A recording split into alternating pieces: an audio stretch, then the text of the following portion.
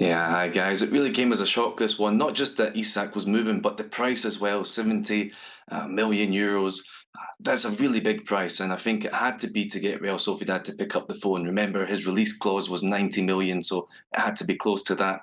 It's a lot of money, I have to say. I think it's a little bit too much for him. He's a player that can score goals. He's had streaks, 2019-20, he scored 12 goals in 12 games, including against Barcelona and Real Madrid.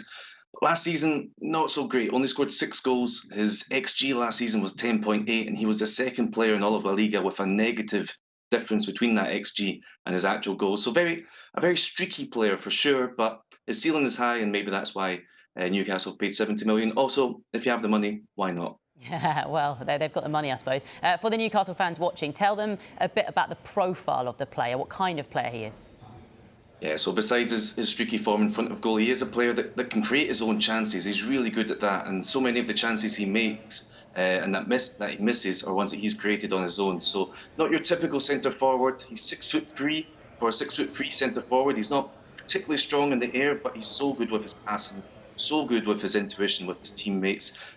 He's a player I really like. Only 22, remember, so he can certainly improve. But he's the kind of player that's fitted in really well in a passing system at Real Sociedad. It makes other players around him better. Just needs to finish a few more chances and maybe get a little bit better in the air. But like I said, only 22, and the ceiling is really high.